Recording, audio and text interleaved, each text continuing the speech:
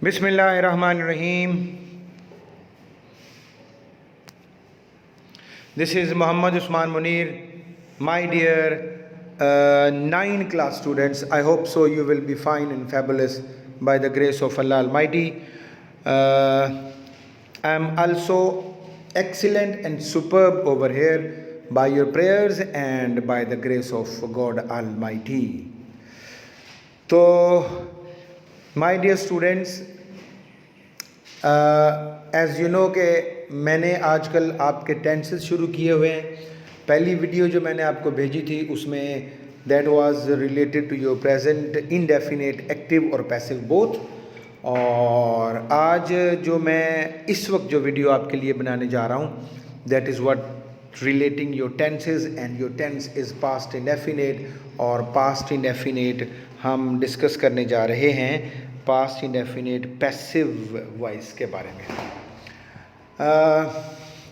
जो आपका present indefinite था टेंस, उसके पैसिव वॉइस में मैंने काफ़ी हद तक आपको क्लियर किया था कि एक्टिव से पैसिव बनता किस तरह है, वर्ब्स कितने होते हैं, उसकी कितनी काइंड्स होती हैं और कौन सा वर्ब जुमले में अगर होगा तो उसकी पैसिव बननी है।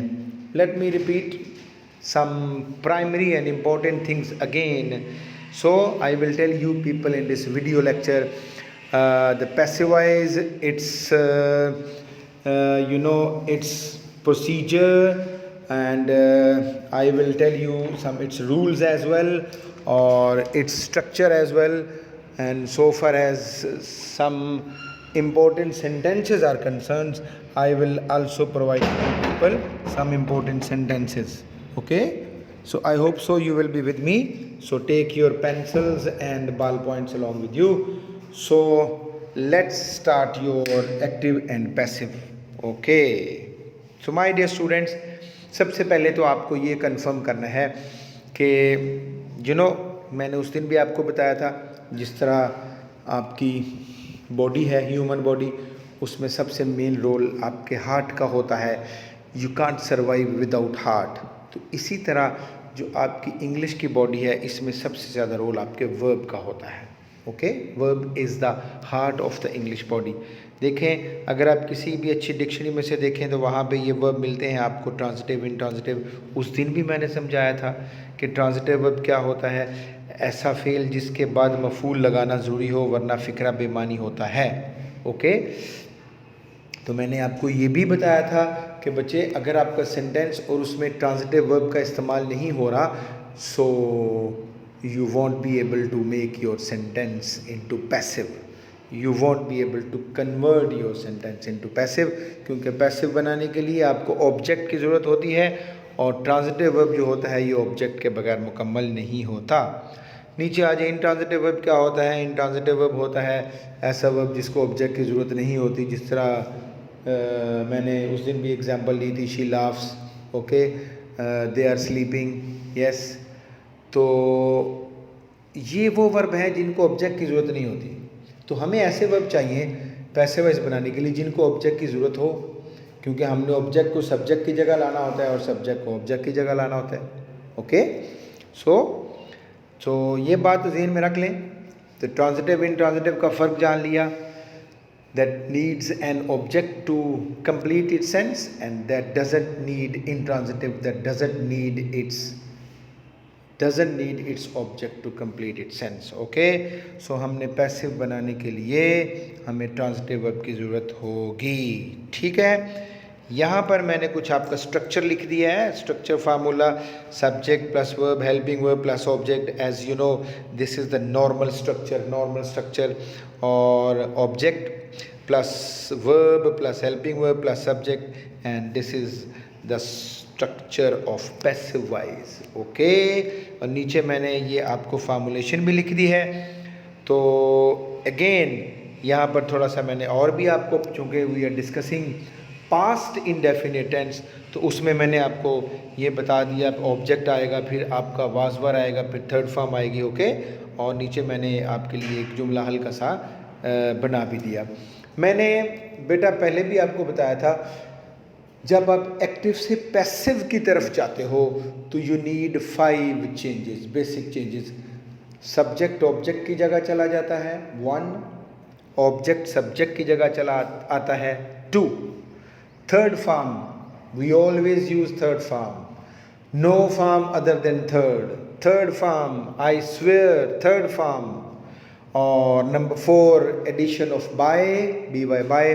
और नंबर 5 आप पर्सन्स को बदलते हैं, आई मी में चला जाता है, वी अस में चला जाता है, यू में ही रहता है, दे देम में हो जाएगा, ही का हिम बन जाएगा और शी का हर बन जाएगा.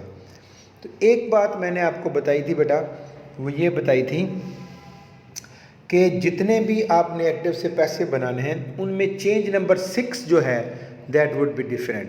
तो चूँकि आज हम पास्ट इंडेफिनिट कर रहे हैं तो इसकी चेंज नंबर 6 यहाँ पर मैं लिख दिया was and were according to your subject. आपने डिड को भूल जाना है. सिंपल सेंटेंस में तो डिड आता ही नहीं है, और नेगेटिव इंटरोगेटिव में अगर डिड है, डिड नॉट है या डिड शुरू में आया तो आपने उसको भूल जाना है.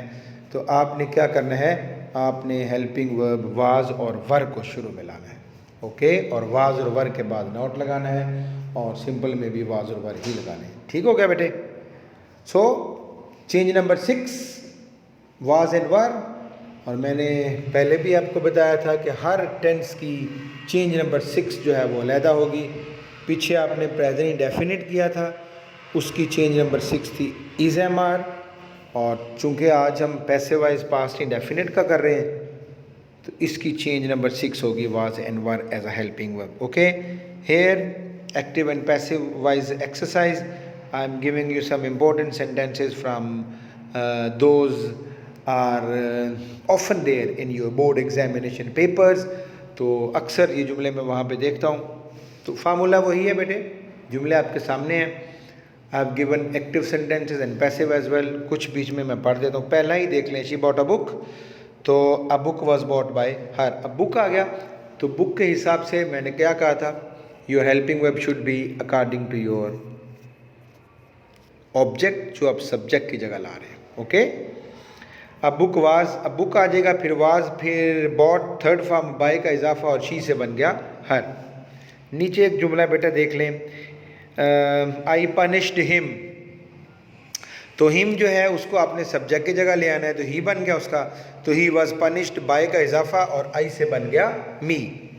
नेक्स्ट नीचे देख लें, नेगेटिव में आ जाते हैं, you did not send him a message.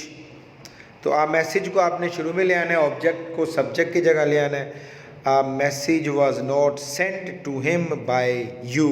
Okay, same procedure और कोई चेंज नहीं इसमें. प्रोसीजर नहीं छोड़ना, स्ट्रक्चर नहीं छोड़ना. फिर लिखा हुआ बच्चे एक, आप यहाँ पर हम इंट्रोगेटिव करते हैं, did he ring the bell. अब डिड आया हुआ है तो जब आपने पैसिव में ले जाना है तो आपने डिड को भूल जाना है. अब हम वाज और वर लगाएंगे according to your subject. Did he ring the bell, और चूंकि बेल को हम उठा के शुरू में ला रहे हैं तो उसके हिसाब से वाज आएगा. वाज द बेल रंग बाय ही से बन गया हिम. ओके, अब एक और पॉइंट है जो मैं आपको समझाता जाऊं. कुछ जुमले ऐसे होते हैं in which we use question words. तो जब बेटे क्वेश्चन वर्ड आ जाए, जिस तरह वाई है, जिस तरह व्हेन है, जिस तरह वेयर है, जिस तरह व्हाट है, तो आपने उनको हमेशा शुरू में ही रखना होता है. ये इंग्लिश के बदमाशियाँ हैं, ये अपनी जगह नहीं छोड़ते. उन्होंने शुरू में ही रहना है और उसके फ़ौरन बाद आपका हेल्पिंग वर्ब आ जाएगा. लिखा हुआ है Y did you help him, तो वाई क्वेश्चन वर्ड शुरू में ही रहेगा. Why was he helped bye का इजाफा और यू को चेंज करके भी यू ही रहेगा.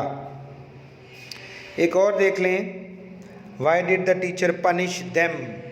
ओके, वाई का वाई ही रहेगा चूँकि क्वेश्चन वर्ड है. वाई और दे शुरू में ला रहे हैं हम, देम का हमने दे बनाना है, तो इसके हिसाब से हेल्पिंग वर्ब प्लूरल होगा. Why were they punished by the teacher. Okay, और कुछ जुमले देख लें. अब हु का भी एक होता है, हु को हम बदल देते हैं बाय होम में. So I have given you one sentence, exemplary sentence regarding who. Who ate mangoes.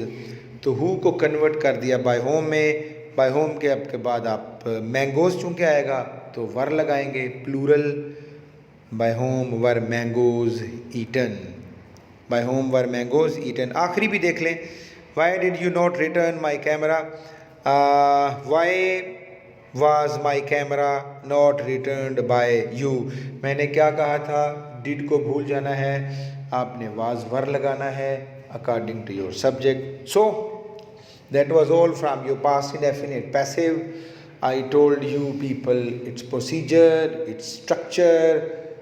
I told you people the transitive verb, the intransitive verb, and then I have given you people some board level sentences as well, and I have written their answers too. I hope so कि आप इनकी practice करेंगे। Practice करेंगे तो क्या होगा, comprehend the procedure, जो मैंने आपको प्रोसीजर समझाया, जो मैंने आपको स्ट्रक्चर बताया, जो मैंने आपको हेल्पिंग वर्ब बताया, मेरे लेक्चर को बार बार सुनना है। चीज़ों को रट्टे की तरफ नहीं ले जाना। Do not mug up the material, do not cram the material, listen what I am saying, और फिर उसके बाद प्रैक्टिस कीजिए, और प्रैक्टिस करने के बाद अपने रिटन मटेरियल से अपना मटेरियल उसको मैच करें, एंड देन द मिस्टेक्स, और फिर उन मिस्टेक्स को बेटे आपने दोबारा लिख लेना है। This is the best way for learning your material. So God bless all of you. In the end thank you very much for being with me. खुदा हाफिज़, टिल नेक्स्ट वीडियो।